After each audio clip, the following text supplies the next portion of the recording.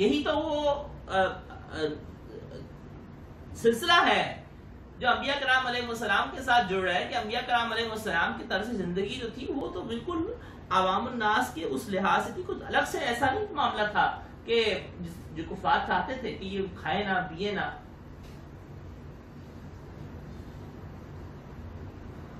کئی لوگ ہوتے ہیں اچھا جی فلانے بہت بڑے بزرگ ہیں، بہت بڑے اللہ والے ہیں، اچھا ٹھیک ہے، اب وہ جو اللہ والے ہیں ان کو کھانا کھاتے دیکھا، یار یہ کیسے اللہ والے ہیں، یہ تو کھانا کھا گئے، پورا 2 روٹیاں رکھی ہوئی تھی کھا گئے، یا روٹی رکھی ہوئی تھی پوری کھا گئے. بھائی وہ آپ کے ذہن میں کیا تھا کہ انہوں نے بھوکے رہ گئے؟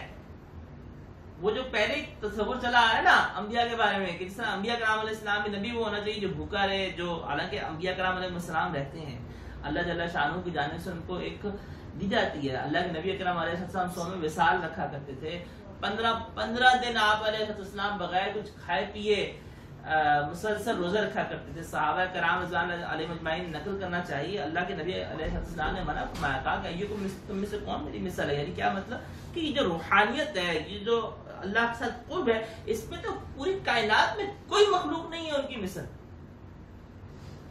اللہ کے قرب میں، اللہ کے درجے کے اندر کون کہتا ہے کہ کبھی دیکھیں نفس بشریت کے اندر تو تمام انسان شریک ہیں، مگر اوصاف میں کچھ اللہ کے قرب میں کیسے ہے ہو ہی نہیں سکتا، سوال ہی نہیں پیدا ہوتا، کبھی کوئی کہہ ہی نہیں سکتا. ہمارے علماء اہل سنت والجماعت دیوبند سے کبھی کسی نے یہ بات نہیں کہی.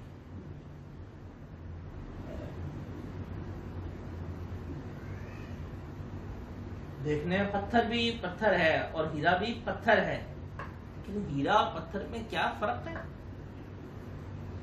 ہم تو عام پتھر ہے، عام انسان تو عام پتھر ہے. انبیاء کرام علیہ السلام تو وہ ہیرے جواہرات ہوتے ہیں، اس سے بھی اعلیٰ، اس سے بھی ارفع. اس مثال سمجھانے کے لیے دے رہا ہوں. تو لیکن ہوتے بہرحال انسان ہی ہیں، ہوتے بہرحال وہ بشر ہی ہیں، افضل البشر ہوتے ہیں، تمام انسانوں میں سب سے افضل ہوتے ہیں.